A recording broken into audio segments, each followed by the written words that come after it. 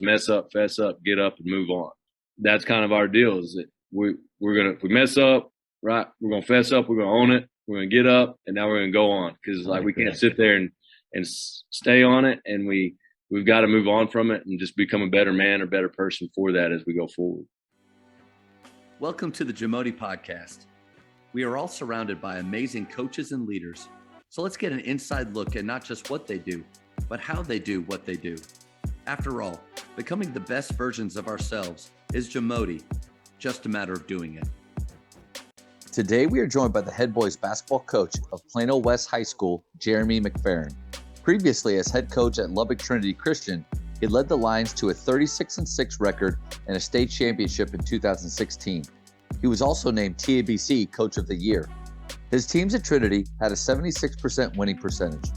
In 2017, Coach McFerrin became the head coach at Lubbock Monterey High School, leading them to 3 winning seasons and a 29-9 record in 2018-19. In 13 years as a head coach, he has a record of 272 wins and 153 losses. Before we hear from Coach, take a moment to subscribe to our podcast and follow us on social media at Jamodi Podcast. I really do appreciate you giving up your time, because besides our friendship, I feel like I've been a little bit more of a fan over the years, because when me being at Faith and you at Lubbock Trinity, the way that your teams would just kick our tails, except for 1 year. 1 year we were kind of competitive, and then it just went downhill from there. But I'm just excited for this to get to learn from you. Oh man, no, I appreciate that. Yeah, it's definitely been a good friendship, and starting out on the court, and like I say, had some good battles and some high scoring games, and some definitely challenging, I think, from both our mindsets of how we would approach things, but both not wrong for either way. That's right. Yeah. There's definitely some differences, but I do know, at least on the offensive side, that you do enjoy to run and gun. I mean, your teams at Lubbock Trinity were just so fast, the way that they got up and down. And I think when we get to, your favorite style to teach and everything, hopefully we'll get to that a little bit. But I do want to say that you and I are part of, in my opinion, the greatest high school game that I've ever watched was at your place. This was back in 2013-14, and we're down 20, maybe 25 near the end of the first half, and 24. We came back to force overtime, lost in overtime. I thought it was 107-108. We lost, but what do you remember there? No, it was something like that, because I do remember going in at halftime, and you guys had not really hit shots from outside. Still had good looks, and just knowing the way your guys played and shot it, and we talked about that, was going like, hey guys, they can get just as many as they just missed, they can come back out and hit, and I do remember that game too. Is I was exhausted afterwards, and I just remember you coming through the line and just going like, that was awesome. That was awesome. Like, and I was sitting there going, I'm exhausted. Like, that was crazy, and just remembering that, and just, kind of going like, dude, man, just a good battle. And like you said, that, I learned from you that night, just that whole deal, just appreciating the game, just of knowing like, yeah, it was a great game to be a part of, win or lose. And, to be able to kind of witness that and be coaching it. And, I definitely learned from you in that standpoint, kind of, because I think sometimes as coaches, we lean too much on certain sides of like, did we really enjoy it, or we just stayed miserable at that point from the exhaustion of what the game causes? But, really finding that light and kind of going, no, man, that was fun, no matter which side you're on. And then we just need to enjoy it, and kids need to know it, that like your guys battled back and had a hard fought game. And, then on the flip side, our guys being able to go ahead and go like, hey, we were coachable and stayed with what we were doing, and it, it still worked out for us. Now, I do remember that at the end, I was, I think sometimes coaching is part of gambling, at the end of that game, because I remember I don't think we had played any zone against you guys, and then we came out in like a 4-1 zone, like, and our guys were like, what are we doing? And I was like, we're going to just take away the 3, and they're just like, and I said, I go, guys, like, I said, if they slip, we had our rim protector back there, and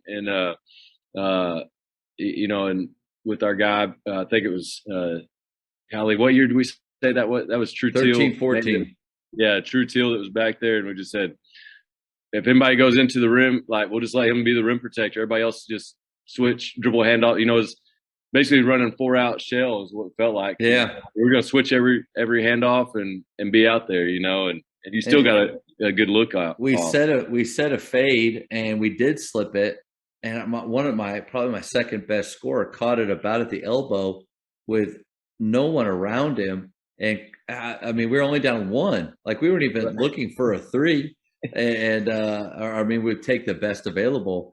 And he kicked it to a more contested guy that ended up shooting a tougher one. But yeah, but you know, to your point, I do think we need to remember that because I've definitely lost my way over the years of even after losses or even after wins being upset, you know, and after losses being upset, but then and rarely having the ability to be thankful, you know, for the experience that we just had. Like that game that night, like the $3.50 that those parents paid to come watch the game or whatever it was, $5, like totally worth it for them. Like we put on a show and everybody played hard and it was just so enjoyable. And I understand like that those situations don't always line up, but what if we took more of an approach of, man, gentlemen, thank you for giving me your best. We put on a show, you know, win or loss. That was fun. I don't know. I think we lose that quite a bit.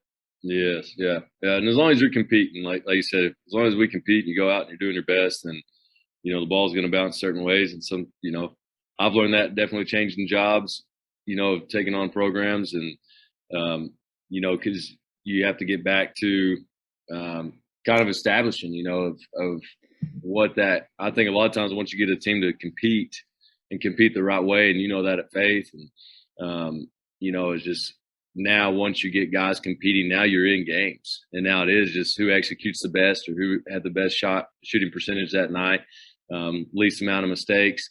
But you just got to get guys to get to that level of just we're just going to go out and compete, you know, every day, every drill, and then it will work out in our favor, hopefully, more than not.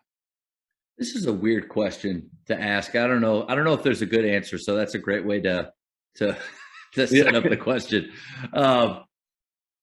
Is there a time where it's not enough just to compete? And what I think about that is with shot selection in a way. Like there's games where we're getting great looks, but we're not knocking them down. We're playing really good competition where if we are going to give ourselves a chance to win, like it's not just enough to get those open looks. Like we've got to step up and knock them down. I don't know. I just thought about that. Like, is there times where, guys, it's just not enough to just be competitive right now? We've got to do more. What are your thoughts there? Yeah, I think you have to be competitive in the mindset of like going out and trying just being one across from somebody else and wanting to, you know, beat them. But I do think it does come. I think that competitive nature also comes in. That's one thing we're working on right now with our guys is like, you know, is understanding your shot selection. Even like we sometimes now don't even think about. I think we've lost. Sometimes our guys lose, right? Because what we grew up with is playing pickup in the gym and waiting in line and waiting for that next game. And when, like if you were on my team and you're the best shooter, but I'm taking shots, and we lose that court, you were letting me know. Yeah. No, that was the competitive side in you going like, no, right now, like, you know, who has the better opportunity to score? Who's doing that versus now everybody thinks they're the guy. Or like you said, everybody wants to take shots, but it's like sometimes going like, what really is the best shot? You know, like we have guys we're trying to do. I know you do a rating scale on shot selection, and you know we're trying to tell guys like sometimes, you know, player A's a contested shot is a better than my uncontested shot. But you know, like you said, like at what level do we say, you know, contested layup versus a contested layup versus an uncontested catch and shoot versus contested off the drive. You know what I mean? Like, but everybody also being, I think sometimes to take away the competitive side, it's kind of like self-evaluation. I've got to be true with where I am. And if I really want to win, and that's the competitive side of me, is I am going to be honest with myself and kind of say, we're going to win. I need the ball in this guy's hand and this guy's hand. And now I've got to be doing these things because this is what I am good at. and a lot of kids, and that's accepting a role. I think a lot of kids now, they only think scoring is the role. Yeah. When you kind of go like, no, I've got to be able to, you need that guy that knows how to read the offense, knows how to get a guy open, that can make the right read. And I mean, it's sharing the ball. It's looking at teams like Golden State where you're counting passes, versus, guys. I think and it's also teaching guys like, right, you think being competitive sometimes when we tell a guy is you putting the ball on the floor and just driving to the rim. Well, a lot of times guys think that's when they're supposed to score. To us, we try to teach them, like, when you're driving to the rim, you're trying to get a guy open because you already beat your man. If you already got a lane to the rim, you beat your man already. So now who are you going to get open?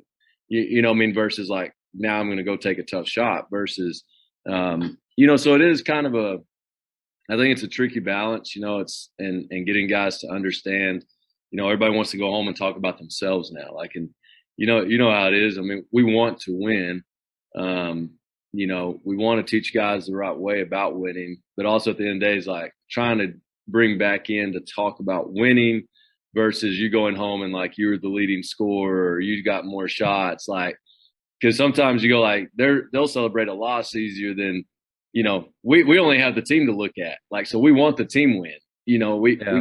We don't go home and go like, well, I used all 4 times, I used 5 timeouts this game. And I drew up and all, it's kind of like, no, our team did well or our team didn't do well, or we performed or we underperformed or we overperformed. Like, we don't go home and as coaches talk about what we did because we're going to talk about our team, and it's trying to get kids to do that. And I think building that competitive side, but also knowing where's their skill set, are they being honest with themselves? Are they being honest with their teammates? And that's where the humility really comes in. I think guys are unwilling sometimes to say, you do something better than me. Oh, wow. Yeah. And I think that's a big part of the team, right? Like we talked about, you can find a guy, and you and I, even if we were to coach together, we would find my strengths versus your strengths. And you're not going to try to do what my strengths are, and I'm not going to try to do what yours are. We're going to figure out how to coach this team and go, hey, I'm going to take this side over here and you take this. And right, like what we would tell our players, use your strengths. Don't show me your weaknesses. Yeah. We want to use your strengths in the game, so don't expose your weaknesses all week in practice to show me what you're not good at. Show me what you're good at so we can incorporate you into the team. So what you're saying is I would definitely be your defensive coordinator if I came over. Yeah, I'd probably let you go with the offensive side. That's fair. Yeah. That's fair. If you hired me for that job, I'd question your judgment on the defensive side. But I think you're right on the money with, and that was kind of my question, or like we need all of them to be competitive, and like we start with that, but then at some point, it's not enough just to be competitive, because even if like you're taking over a program that's been down and it hasn't had any, not just wins, but they're not even in games, and all of a sudden they start to be in games and get competitive, and that's really like those are wins at that moment. But then there's a point where just competitive isn't enough. You have to make sure that you're, like you mentioned with that guy, just putting it on the deck and trying to create something. Are you creating the right action? Are you reading what's out there? And then from a team perspective, all right, we've been competitive games. Now let's put it together to where we can finish this, because ultimately, yes, winning is the goal. Yes. Yeah, it is. And I mean, I think you said, just that competitive side is, we are going to have to come into the skill side of our game, right? Like we always hear all the time, like, you can send me the most athletic dude from football and he can be a true competitor, but if he has no skill, I mean, it's just like the football. The ball is the great equalizer. Yeah. And football coaches, what do they want from us? They want the skilled guy. You know what I mean? So it's kind of like we want it, you want everybody to compete, but we do have a skill that is they need it, because like you said, once we're competing and not backing down from people, what are we going to say is the biggest difference, right? If we can put the ball in the hole. I mean, that's so that's the skill side of it. The Jamodi podcast is powered by Sideline Interactive. Sideline Interactive is the leading manufacturer for high-quality, innovative scoring tables and LED video display boards that help coaches and schools bring more excitement to fans, create huge fundraising opportunities, and make their jobs easier. Visit sidelineinteractive.com to check out their amazing products. I always thought, especially I'm more familiar with your teams at Trinity. I always thought the culture that you guys had there was just so powerful. I mean, you walk into that gym, not only just all the championship banners and everything, but uh, just the sense of the community. I felt like you could feel the fans and how much they appreciated the type of basketball that they get to watch a lot, and then you turned Monterey around in a good way. And now at Plano West, what are some of your favorite culture building activities? I think one of the things that I loved about all these jobs is of getting that challenge, right? Like taking over at Trinity, I was behind Todd Duncan, who did a great job of already establishing a culture. Yeah. And I think that's one thing that was like almost appealing to me in other jobs is like, hey, I've inherited a great program and kept it the standard and then try to keep raising that standard. Can I go somewhere and create my own culture? You know what I mean? Like, so sometimes as a coach, so you kind of go like, man, now I'm going out and challenging that. And I think one thing that we always try to do is I think just we sometimes lose it now, but in getting your guys together and just having kind of retreats together, and I think it's kind of you see it more. It's ironic almost in the fact of you see the colleges do it, but yet high school teams, we don't do it as much, or you hear about it. Somebody's like, oh, if you got players, you got players, but you got to have that bonding with those guys. And I think that's, and each job has been different. Like even now coming down here to Plano West is the size of the school is so much larger. At Trinity, it was great, man. Those guys would do our retreats together, but you already had a high school retreat. Then we had a basketball retreat, and then they were in class together most of the day with each guy. You know what I mean? So like, they didn't have to be best friends, but they were around each other all the time. Yeah. And so you really get that. And then I think you go into Monterey and it was kind of the same thing. It's like, it was a shocker to some of the parents and the kids are just kind of like, we're going to do what? Like, we would go out to Cotton Center where I grew up at.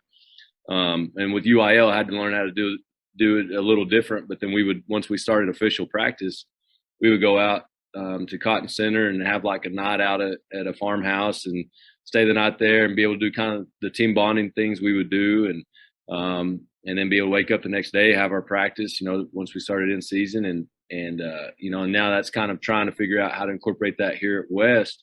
And in the same deal, right? Like, it's a new challenge for me in the fact of, we have 3 campuses now, and it's like I know we're the only ones in Texas that have this set up with the Plano schools, and it's just a unique situation and it's a challenge. But that's also the other thing that's kind of a draw to me is like going, okay, well now I've been in a private school, Christian education, 4-year school, traditional UIL. Now let's go to this different setup. Can we do the same thing and create that bond? Because these guys, I've got guys that even on my campus, they see each other maybe once a day in passing before practice. Like they don't have interaction. So everything we do in basketball is trying to get these guys to come together. And just like me, right? Like we got guys, they're not going to hit up each other on watching like this weekend. Did they go hang out with each other? But like when you're in the seat, you got to still know that team is different. And can you get along? Can you bond together?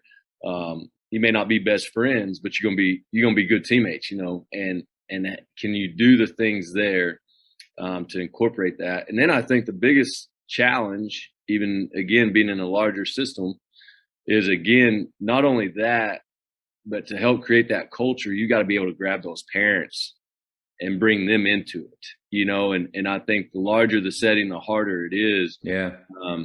But, and then you got to sell that to parents, because some parents are like, why are we going to do all this? Like, I don't care. You know what I mean? Like they don't see what we've seen as coaches and the importance, again, at Trinity, it was a father-son retreat for basketball, so the dads had to go with me to our retreat and they get to be around it. And then you get to talk to them and they get to hear you. So a lot of times that also helped with any type of questions in the season that might be happening, right? Like those parents already had heard from you, or the dad had, the man in the household. And I get sometimes that was a challenge that not everybody had a father figure in their house, so you'd have a mentor come along. So, those types of things. And then I was able to do that again at Monterey. But it just helps that they hear you outside. They see you as a man outside of the court. they get to see you interact with their boys, their sons in that manner. And then that way now they are a little bit better in the crowd, for you as well versus barking, yelling out at different things. So I think just trying to create that off the court, relationship with the guys, but also with their extended family to really see the big picture of what you're trying to grow and what you're trying to do. Yeah, it's so funny to hear you kind of talk about all these things, because I can't imagine a more different environment than Lubbock Trinity and Plano West. But also because of, like you had mentioned, who you took over from. With Todd Duncan, who's just incredible and had just this amazing culture, and then you've been able to build it at a few places. I love that you mentioned taking the guys away, from school, doing something with them outside, because that was one of the things that made me even think to do this. I was talking with a Rockwall girls coach a few years ago over Zoom. We were talking about shooting, and we somehow got off the path of shooting onto like some cool culture things she did. And it was, she took them to a cabin. She took them through this whole list of questions that got them talking and doing things. I thought, man, that's so brilliant. I wonder how many coaches have really good stuff that they do. How's it been going at Plano West? As far, what are you doing there to bring parents in? Because I agree with you. I think that's one of the most important things you can do. Yeah, I think coming in a little bit later and the structure that we have, it has been a more challenging year in that, especially with our campus only having juniors and seniors on it, and it's just reaching out to them and kind of trying to set up conversations and it's even little things of being able to talk to them and kind of tell them why it's important to be going to coaching clinics and, why we want to have these guys outside of, the gym time and why we want to do life skills sessions with them. And, just to kind of let them see that we are investing in their kid more than what they think, and it may at times come that Christian education side background that I have is, that, part of, is like we're partnering with parents. And a lot of times, I remember going to a public school and in my first year and everybody's like, yeah, you don't have to deal with the parents at all, man. Just, you don't have to respond to an email, just kind of go cold, just cut them off, and I was like, man, I'm coming from somewhere that your full involvement, and the term we use at training all the time is, we partner with parents. And yeah. And I think now what I see sometimes when you do that, right, the world is so protected.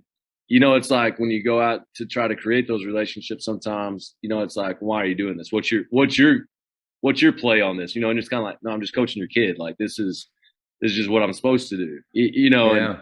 And, so it is kind of it is a challenge in that, but we've tried to do things same way as having guys over over to a house for a dinner or a lunch. And I'm just, trying to interact more than just in the gym.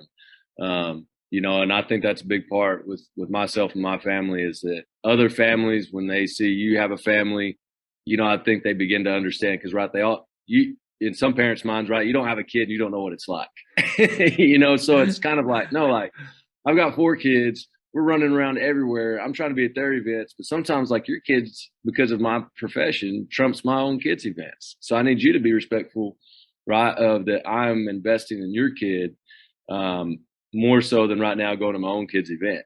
And that they see that so that they can't just say, well, you don't care. That's showing that you really care about them and that you're trying to be there and you're trying to help out. And we're not always going to do it right. And I think that's the one thing, that I talk to parents about is yeah, I'm going to mess up, and that's fine. Your kid's going to mess up. You're going to mess up. But what is our turn from that mess up, and a wise man I once listened to, that's one thing he always talked about. And I think society's misses it. His saying was mess up, fess up, get up and move on.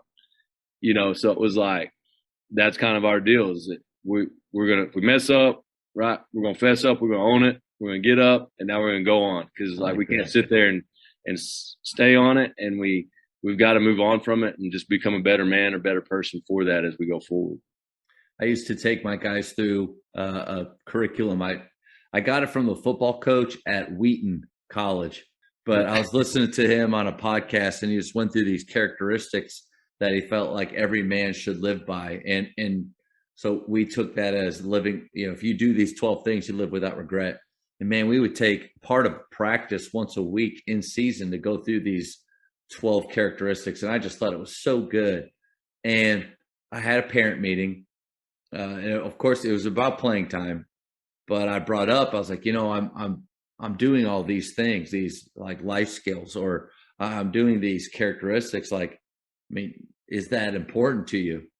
And he was like, yeah, it's important to me. I was like, okay, well, like, is it, I mean, it's about your kid and him growing. Is it as like, what's more important, him getting that or him getting more playing time? And like, without even flinching, the guy said more playing time. Right.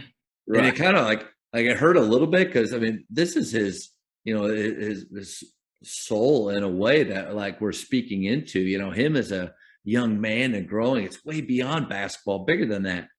But yeah. I saw in that moment. So how important are, those life skills or that time you're spending with your players?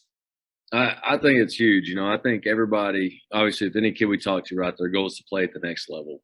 Like right now, that's what they always say. I'm going to play. I want to play on, and I wish kids more so. I feel like even when I was growing up, I didn't have the opportunity to go on, and I wasn't recruited, but it was just kind of like I had that goal, but it was like I'm going to play hard and enjoy this. Like we're no longer in our moments. Like we forget to enjoy the moment, and we're just saying like I'm doing this only for this, and so I think that is where like these life skills come in, is because getting to work with the NCAA some, and they talk about it's like teaching everybody, right, the ball will stop eventually. The ball stops. I feel like for us, like the argument is like we keep it going for us because now we're coaching and we're still around the game and we're investing in kids, but like we're not playing anymore. Eventually I don't take a shot all year long. Yeah, the ball is going to stop for you, and I think it's so important because like right now, all these guys are thinking, well, this is where I want to be next, and like it's going back and saying like, hey, at the end of the day, if you're going to go on to college or you're going to go to trade school, whatever your profession is, like, and you're saying playing basketball, kind of like you said, the playing time, the school that even recruits you, do they even have a degree that you're wanting to go after? Like, so is playing more important to say you played, or is it more important that you go somewhere where you can have the major that you need for the profession you want when the ball stops? And so I just feel like it's teaching them to enjoy the moment more than what they do. And especially now in a bigger school setting, right? Not everybody, like one of the toughest things that we have to do is you're cutting kids. And it's going like, I'm making the selection that, the ball is stopping for them. And I dislike that. You wish every player could just choose when the ball stops for them. Yeah. But sometimes, sometimes as coaches, we're the ones selecting it, and the ball stops. And did we prepare you for when that happens? Or a kid has an injury, were you ready? Did you have anything else? Like you said, like we help prepare your soul of knowing there's more than just that court and that ball. Like if you had an injury that ended your season and you lost your senior year, like could you still enjoy it? Did you're going to have that disappointment, but did we get you there? And I think it's just, like I said, it's just training them up like our own sons in that is, I think, and that's one of the things we talk to parents about is like, I go every year, I end up becoming a stepdad of 10 to 14 guys. Like, so yeah, I care about the guy who's not playing. I care about the guy who's playing a lot equally across the board, and they're going to get treated the same way, versus like it being different of like they didn't play and I treat them different. They're going to get treated all the same. And so I know like, yeah, that guy's hurt right now. So I've got to make sure like, where's his spirits at? Is he good where he is?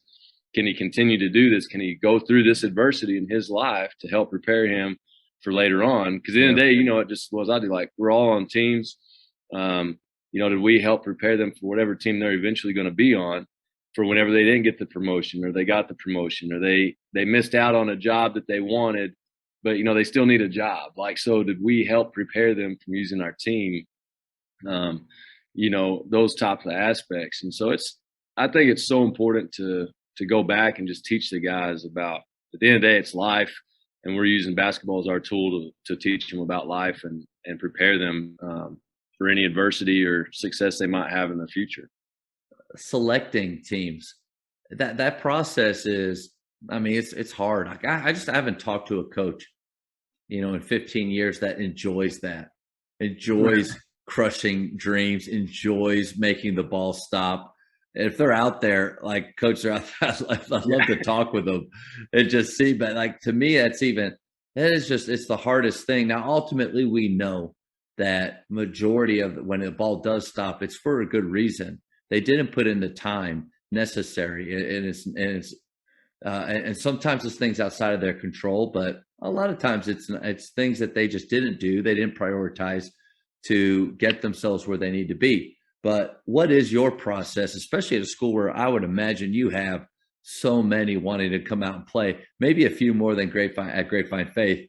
What's your process? Yeah, you got to be careful what you wish for, right? Like, I mean, coming from Trinity, I mean, we had about 35 guys every year come to try out, which was the perfect amount for 3 teams, or maybe you're in. You made it. Like, hey man, like, and guys always knew that natural break, like, maybe it's time for me to go ahead. I'm just going to go do baseball now, or like, hey man, I'm rocking in the praise and worship band, like I'm out. And at Monterey, it was a little bit different. I had more football guys there, and so it was kind of figuring out how to adjust that tryout time. And then now it's you're sitting here at West, like I said, at Monterey, I think we talked about, we had I think like 12 guys in off season, and right now we're rocking with 68 guys in off season here at West. And so you go like, when you had 12, you're like, oh, we need some more guys, Yeah. Then you come down and you're like, oh, we don't need this many guys. Gym's too packed. Yeah. So it's, it is. And we're working through some of this as a school and how we're going to kind of change this up for next year. But, the one thing that every time I think when we're picking out teams, we've got so many guys you're trying to watch. Like, you almost know the guys you want to see for that varsity. The struggle becomes now, which guys are we looking at for that JV? Which ones are we looking at that JV2? And like, use the terminology whenever we are cutting, people's like, I dislike the ones that you always kind of go like, I don't know what we should do. Are you done? Do we buy you another year and do you produce? We don't have a crystal ball. It's always telling us, if I had a crystal ball, I'd know to put you on JV for 2 years and then you'll be ready for varsity, or you're going to do freshman A to the sophomore team to the JV, and then you'll be a varsity dude. You know what I mean? Like I'd love to know the best way to help you develop into what we need for our program. But sometimes we are, like right now we've got guys, some young men, and we've talked to them, next year's juniors. We talked to them, like, some of you guys were on our sophomore team. Like, we're looking at maybe 2 of you guys out of the 14 on that team that will make a JV squad. We had one kid who we bumped up during the year to JV that now we're looking at, well, he'll be a varsity guy for us next year.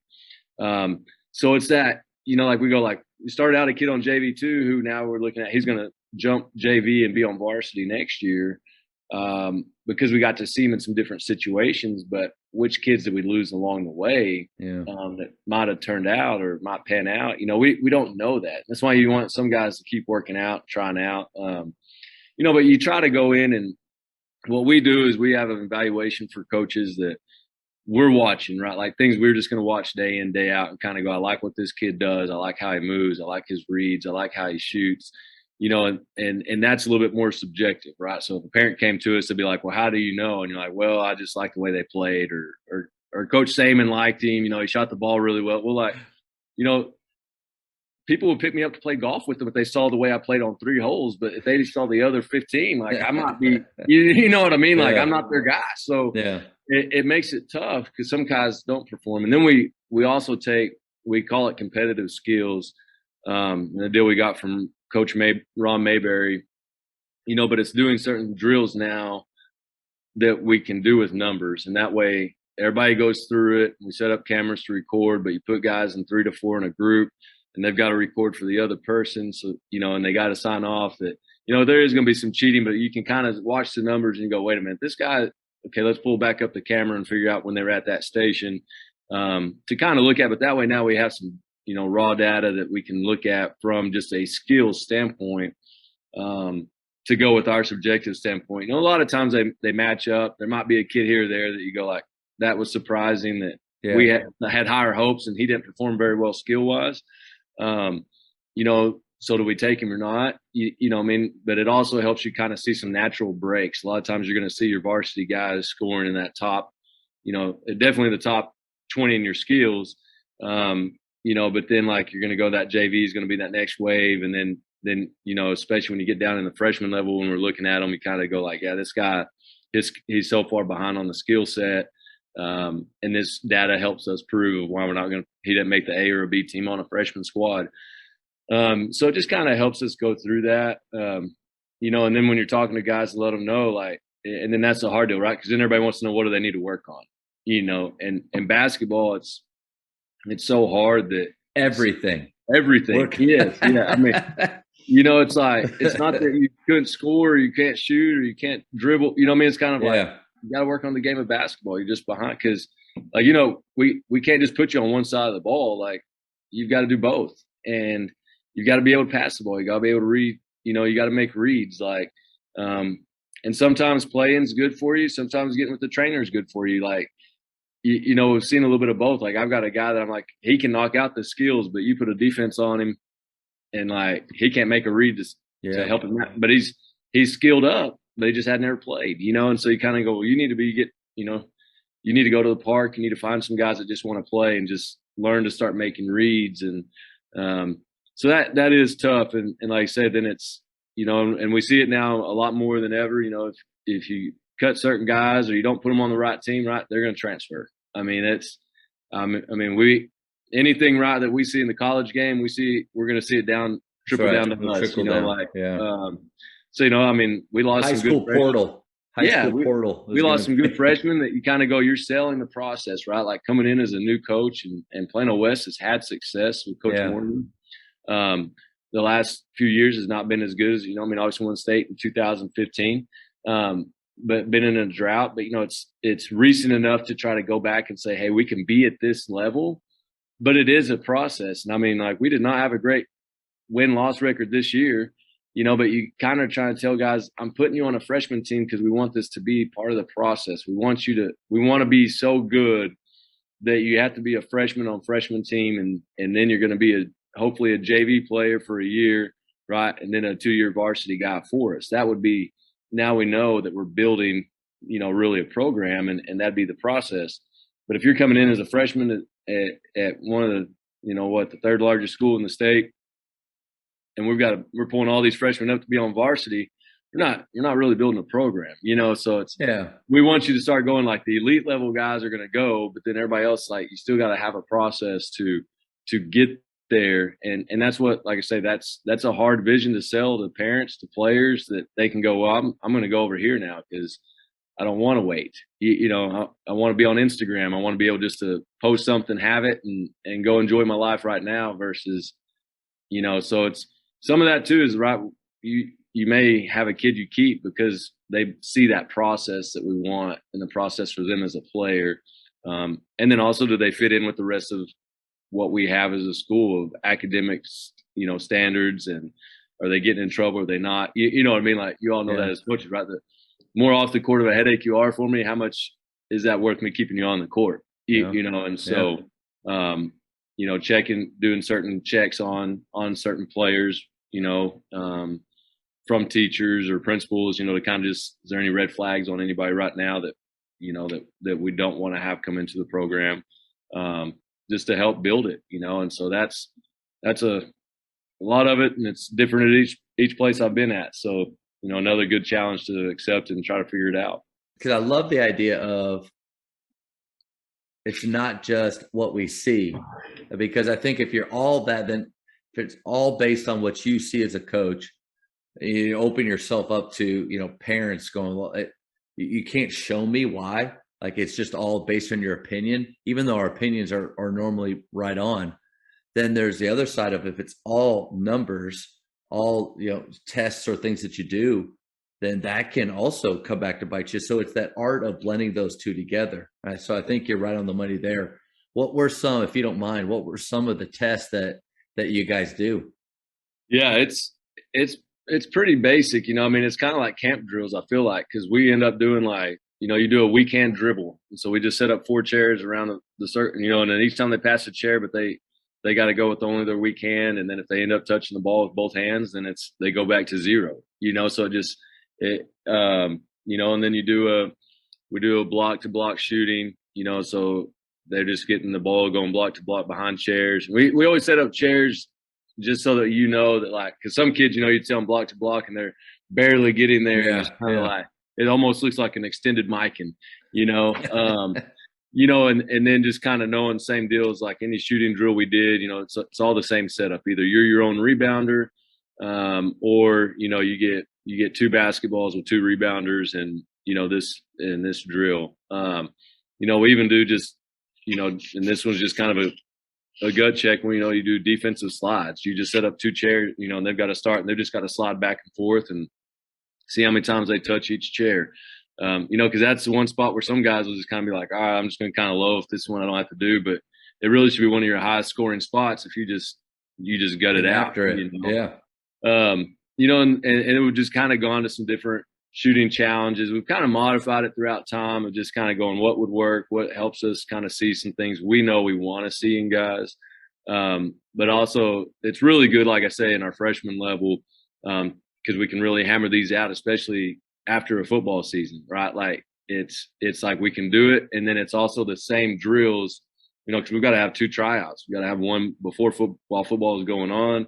When football ends, we got to come back and do another one. And that way it's staying the same. We can set up the same 10 drills that we did with the guys that were not in football versus guys, so that way somebody can't come back to you also and go like, well, they didn't do this drill. You know what I mean? It's like, no, we did all the same drills, no matter the time of the year that we did it, just so those kids can produce the same, have the same numbers that we're comparing. And, you might call back a kid and go, hey man, like we didn't have as many come try out and we cut us too short. Like, can we get you to come back over? Or, because one thing that's tough is you don't want to keep too many guys and then you got to cut them. You keep them for 3 months and then you're going, now season's about to start, football just ended, now we're cutting you. I mean, that's a tough conversation too. So, it's definitely a challenge in doing that. Then we're doing we track wins also on guys. Like, so any type of competitive drill that we do with like we might set up a 2-on-2 or a 3-on-2 drill. We're tracking those guys. Like, did they win when they're on defense or did they win when they're on offense? Just so we can kind of know, like we have one kid that last year, I think through everything we're going through and everybody's like, and that kid's probably not going to make it. And I was like, he's going to make it because he's a winner.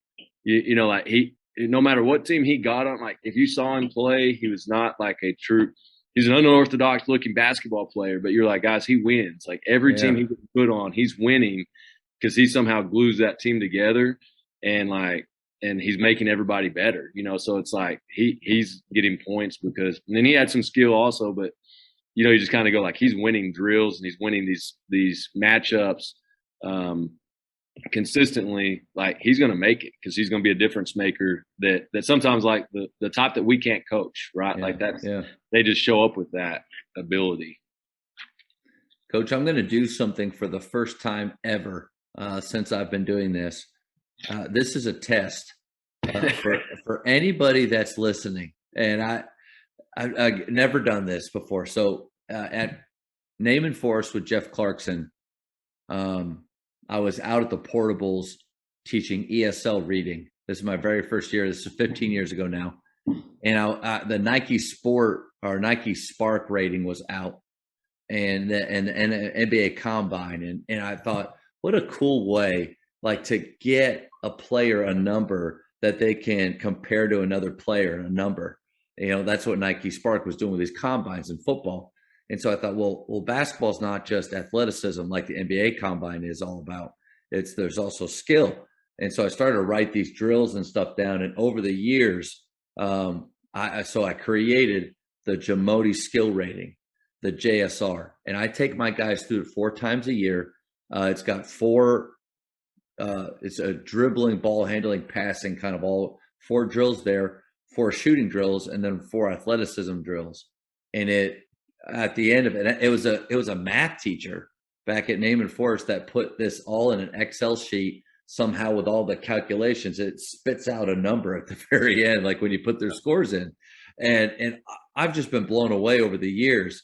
And it's kind of what you said. I can see what they do, and maybe that kid's a winner, but then I also have proof that two things. I think, and your test does the same.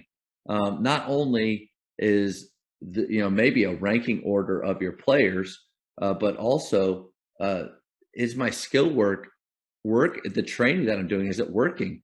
Like, am I actually getting kids better? And so the Jamodi skill rating, I will share it with anybody that's interested. And it's been the one thing that, like, over the years, I haven't shared with many people.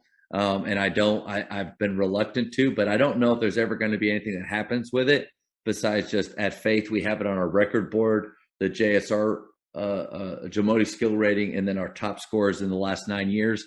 But it's probably one of the best things. The kids like it, but for me, the ball handling, shooting, or athleticism, it's like a pie chart, and I get to show them, here's the area of your skill, as athleticism is a skill that you're strongest. Here's one or two that you're really weak and you need to spend the summer. So we test them at the end of the spring, and then they come back at the end of the summer, and I get to know really what they did over the summer. But I'll share it with anybody. And I've never thought about doing that before, but it's all because of our talk today, man. Yeah.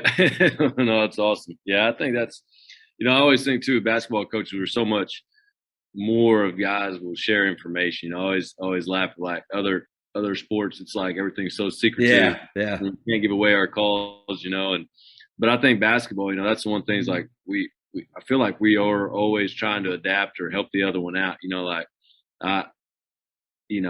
It's one of those things. I've rarely ran across guys that I didn't want to help out. You know what I mean? It might be because they burned you or you didn't trust them. But most everybody else, you go like, yeah, man, like, the basketball circle is just kind of a different side of, like, and easy to make friends out of it and go and conventions and not know anybody, but be able to sit down and talk the game and know you're getting their true thoughts and what they do and their processes. Yeah. Coaches, the Jamodi podcast is powered by Shoot 360. The future of basketball has arrived in Dallas-Fort Worth. Shoot 360 combines the latest sports technology with the fundamentals of basketball skill development. The result is a one-of-a-kind video game-like basketball program designed to improve your shooting, dribbling, and passing. Visit shoot360dfw.com to learn more and register for your free 1-hour workout evaluation. Shoot 360, the future of basketball is here.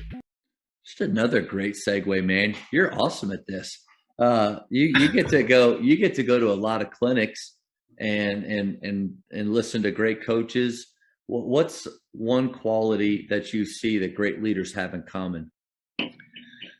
I think just their accountability.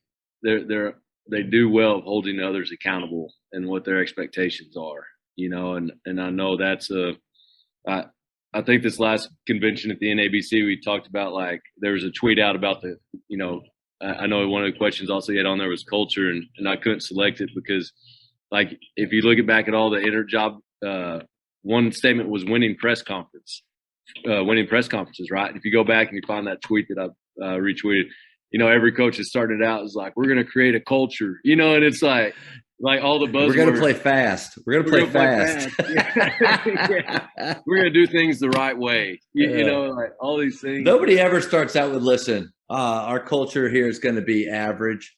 We're going to walk the ball up the floor, and I don't really care if we win. Yeah, that's not going to work. Yeah. But, I think, all in all, I think when guys, and I say accountability for their players, for their staff, and I think a lot of times they're also true visionaries of what they're wanting to have. Like I can say, like, I've talked to guys that go, like, I know my weaknesses as a coach, man. Like, I feel like I'll have some great ideas, but, like, me being able to always go in and implement them and having everything done on the backside is a struggle of mine. But if we sat down, I'd be like, man, we need to do this. This is how we're going to set up this whole system, and we're going to do this. And I'm like, hey, man, who's going to be able to write all this out for me and like give me the true plan of how we're going to get there? And you're an ideas man. You're an ideas man.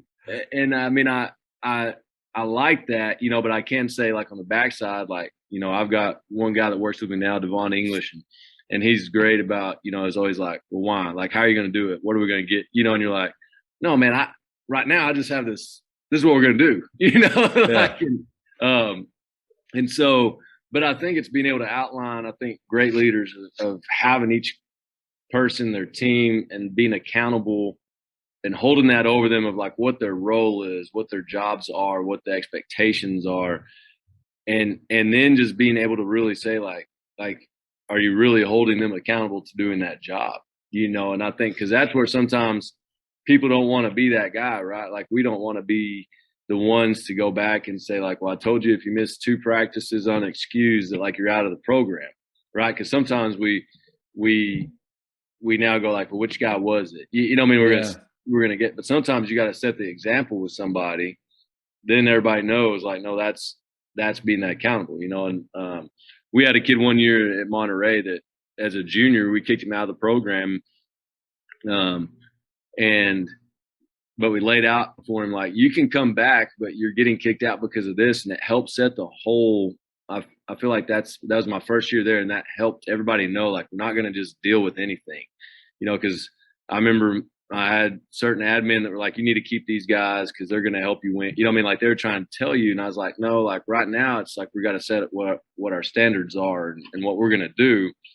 Anyway, that kid went out, but then he came back and he did everything that we'd asked him that, said, if you complete these tasks and you have this, like you can come back out.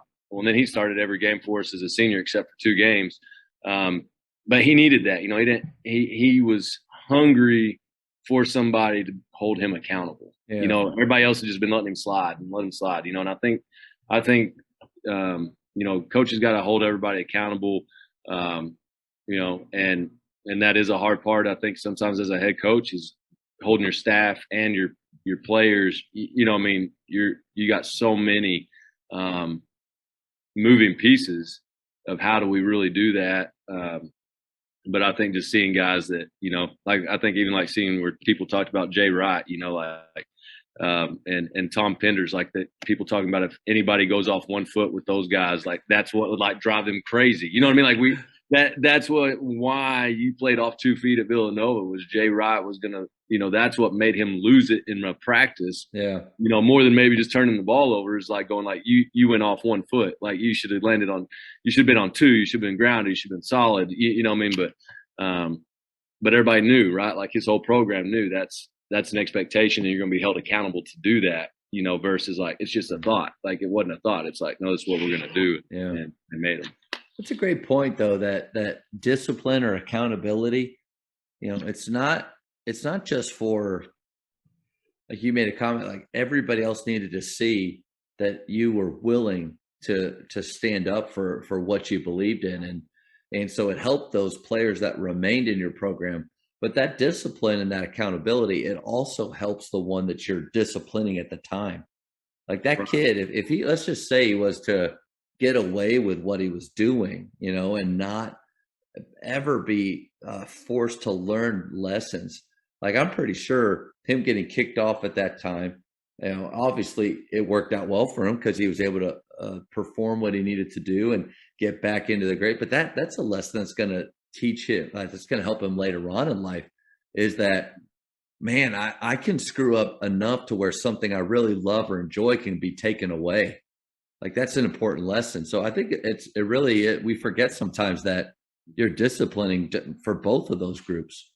Yes. And I think it's the same thing as like, I can't remember if I heard one of your talks is people talking about rules and their teams, and I think that's one thing that it's also, to me, it's the same way, right? Like I don't feel like we have a lot of rules in place for guys.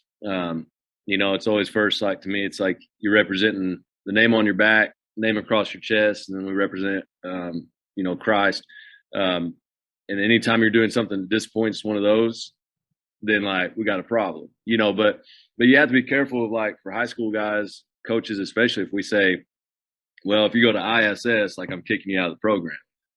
Well, like you may have ISS because you had 37 tardies. You know what I mean? Yeah. Or you were cussing out a teacher. Well, like I can't say like, we're going to help you learn how to be somewhere on time versus how we're going to, and also how we treat others, so it's kind of hard to say like these rules are what we're going to do, but it's kind of more of like, no, like, I think it's kind of the biggest thing is like, you got to respect yourself, your team, and your coaches. And then, and to me also then like part of our rules is just kind of saying like, we're always going to have, you got to have a good work ethic. You know what I mean? So it's just kind of like, well, what's standards? It's standards over rules. Yeah. Yes. Cause at the end of the day, it's like, well, if you break this rule, what are you gonna do with this kid? And it's like, well, like all of us, right? Even being a parent, well, we normally have discipline involved, so it's like, we can't get rid of our kids. Like, you know what I mean? So it's like, we got to have discipline. We're going to try to hang on to them as long as we can. You know what I mean? So it's how do we discipline them within our program? But then there are sometimes they go like, yeah, we've got to cut ties here to have the lesson be learned. But you can come back. You know, I mean, I love that. I love that you leave the door open for them, because I think that's cool. I mean, man, in my own life, my personal walk, if that door would have been shut for me by so many people, by God, I mean, then I'd just be in a different place. So I do believe that that we need to continue to give second chances, but also while maintaining and protecting, the integrity of yourself, the integrity of your program, and helping those other players along too, because you keep having a failure, let them come back. Having a failure, let them come back. That also erodes the other side of it as well. I think Coach K is the gold standard for so many things, but when he says he doesn't really have rules because he doesn't want to be put in a box, I think that's a good way to look at it. Yes, definitely. I can't wait for this question, just because you and I have had so many talks about your style of play. I mean, at Lubbock Trinity, I usually like to send 4 to the glass because I'm not that worried about transition. Often, I don't think a lot of teams don't push it fast enough for me to worry about that. I'd rather send 4 and have a better opportunity to get more shots up. But with your team, it was always the opposite. No one's going. We're all getting back, and I still feel like it wasn't fast enough. So, and that was at Lubbock Trinity, and I know you do adapt a little bit for who you have. But what's your favorite style of play to teach? Yeah, I mean, like I said, I love transition and out of the secondary breaks. And to me, I feel like I've taught more of that, like reads out of transition, because I want guys to play a little bit freer. I feel like once we get in a half court set, it's harder reads for guys, because now they got all the defense set. There's just a lot more. The court's shorter, like think about it, like even in football, it's easier to score when you got more field than when they're in the red zone, so I've always kind of viewed it that way of like, and that's one reason why then I flip it on the defensive side, is because now defensively, like we're going to play really tough half court man to man, and force you to where we want you to go in order to be able to run in transition so we can have more of the court, so it's, but yeah, I think just getting out in transition and guys playing, and I've always said as long as they play tough defensively, and when do the things we need to defensively, then it gives you the freedom offensively to get out and run. And there's, to me, they're taking shots now more in a rhythm. I mean, like they're a lot of times in transition, they're not thinking as much about like, is this a good shot, bad shot? Like they're going to kind of catch in rhythm to what they were doing or catch going to the glass. And I've talked to some coaches before also, like, hey, what are some teaching points of it? I'm like, well, it was a little different whenever you have a Jet Buchanan who runs track and field at Texas Tech University and becomes a national champion, and you have these guys that have all played together and that were fast. But what we do is we're just getting guys to, in ways, and like you said, you kind of have to adapt. I feel like at Monterey, we tried to do it some, and we did play a little quicker. But at Trinity, it really was installed that these guys, they didn't really have all their numbers, and they were smart enough guys to know. Like, we still had the number system 1 through 5, but that as soon as the rebound came, your number system changed. Like, so you might have been our 1, but if you got, if you didn't get the rebound, you were no longer our 1. You had to become, depending on where you were at on the floor, now you're our 4, or you were our 5 man, depending on what position you were at. Just like a Jet Buchanan was going to be kind of our 3 man or a 4 man. But then all of a sudden, whoever he was guarding, a lot of times in transition, made him become the 5 man, because he was normally guarding somebody out on the top. So now your numbers just changed where their position was on the defense. So you were positionless way back in the day before that was even popular. Right. Yeah. So it's because we know, I mean, like, to me, one thing that slows us down, right? Your teams were going to make a 3 on us. They're going to knock down shots, but we didn't have a set guy to get the ball out. It's now whoever's closest, and we did drills that ball coming through the net, learning who can get there without the ball hitting the ground. So that was a drill. Just like, if the ball hit the ground, we considered it like we lost transition at that point. So it was we had guys like that would run through and just learn how to jump and, rebound the ball coming through a net to be able to grab it out and like run out and be able to, throw it up the sideline, and just giving them simple rules, that, like you said, in practice, it would be, if you take 1 dribble and can't kick it up the sideline, then that means you got to take 2 dribbles and get the ball to the middle, and if you took 3 dribbles, we wanted you in the paint, and I mean, like, some people go, you can't get to the paint in 3 dribbles. Well, like, it was our mindset to set in them. Yeah. That's how fast you got to be going. If they're trying to get there in 3, they can probably get there in 4. Right. And now you go, now if somebody stopped you from getting to the paint on that 3rd dribble, well, now that means the ball should have gone to the other side of the floor. So it just kind of taught them, and I feel like I'm changing as well, as like, 'cause at Trinity, I did so much 5-on-0, and now, and I don't know if teaching it or not teaching it now, it's like, at Trinity, it was amazing how guys could still make reads and knowing where to go with that ball in a game once we added a defense out there. But, it was almost like ingraining them of, like, they just knew, like, man, I got up the sideline. So in practice, like, they just knew. And then now when they got to a game, well, that pass was taken away. Okay, now I do this. Versus now I've kind of gotten to more where we do it a lot of times out of a 5-on-2 or a 5-on-3, to try to go, hey, you got to make that read, because that guy. Got to show. Yeah. Players have to be able to see and know how to react when there's an advantage. I like that. And do I hit the guy running the pipe, the rim runner, rim to rim, did I hit him? Or did I need to throw the pass to the wing so that he could get the better entry pass?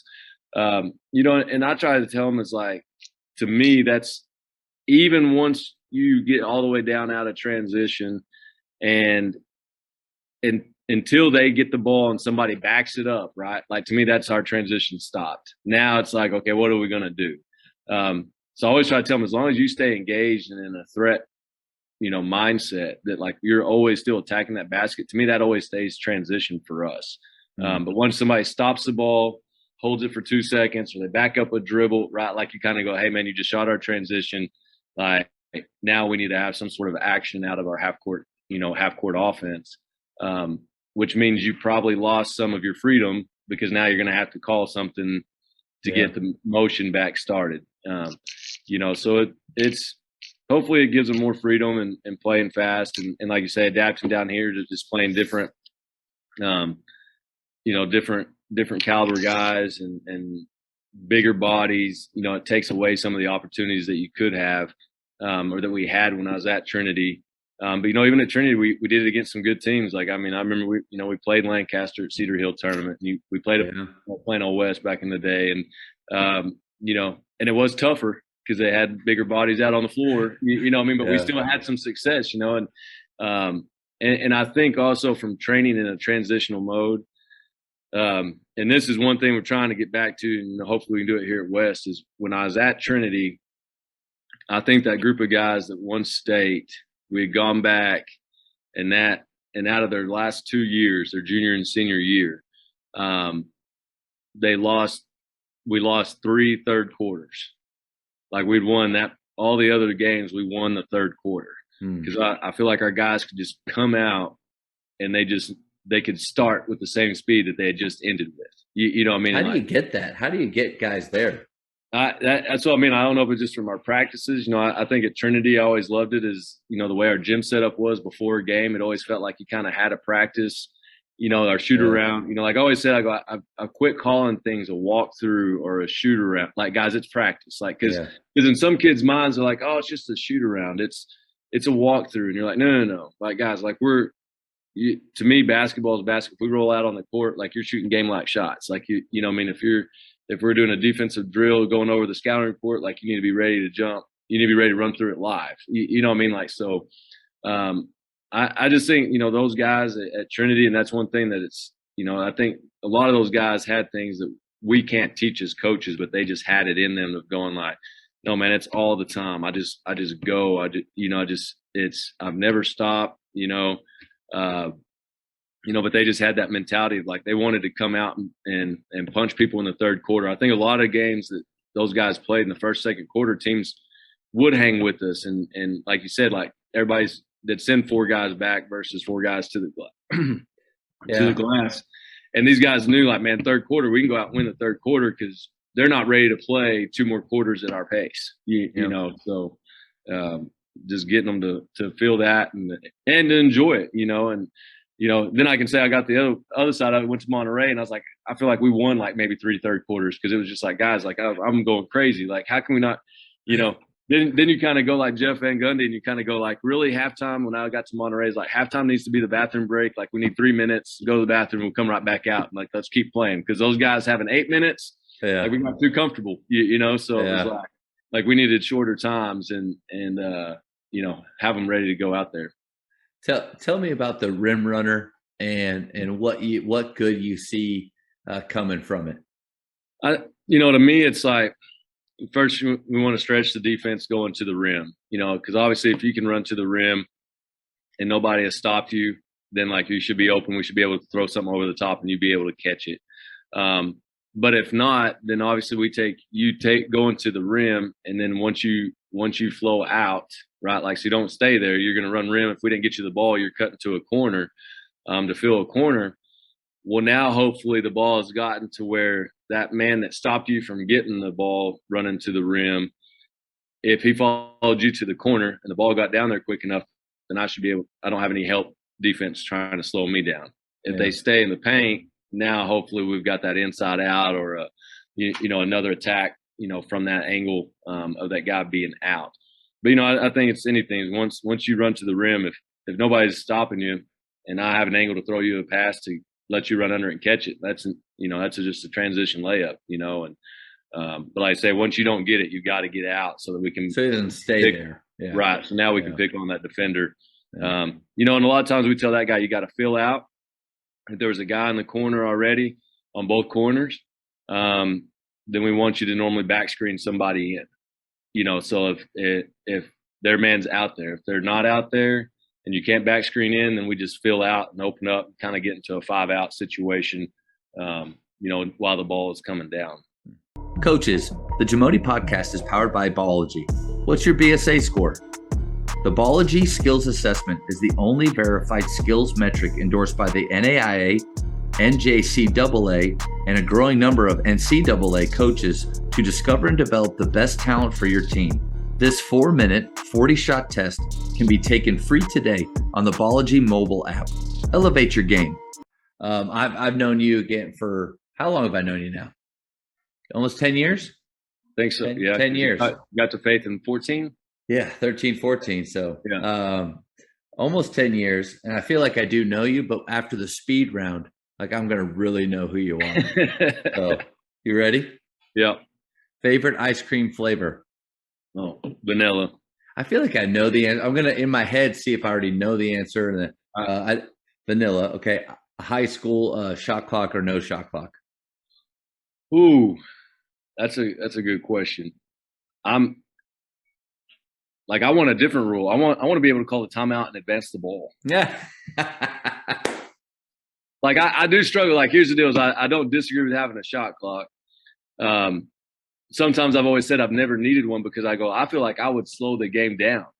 Because if I have a shot clock, now I'm really going to play chess with you and go like, I've got 30 seconds.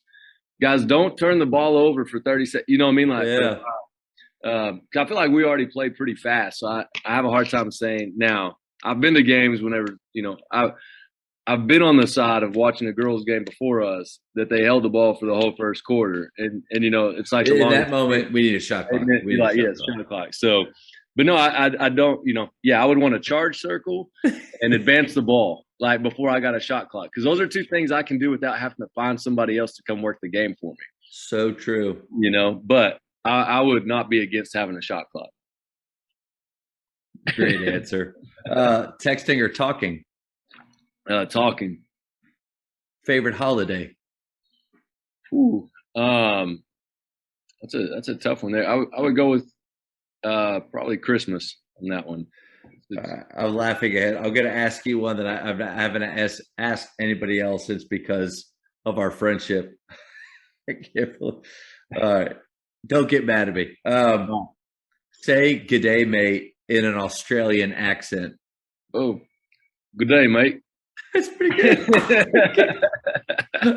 I don't know if I can keep that in. Invisibility or super strength? Oh man, I heard who did I hear that the other day on your podcast? That one they had a great answer. But I would probably go with the super strength.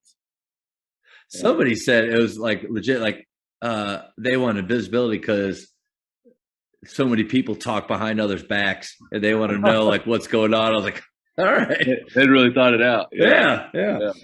If you could travel back in time, when would you go? Ooh. I'd probably say like I would go back to grad school. So whatever that would be, like 22, 23. Okay. I felt like that was a great time, a lot of learning, but also, if I could go back and change different things in the coaching world, that's about the time frame that I decided that's what I was going to do. And, when I met my wife and, so just kind of it was all that time I'd experienced and have a lot of fun in college. But even those years in grad school were some of my better friendships and a lot of learning. So. Nice. Favorite childhood TV show?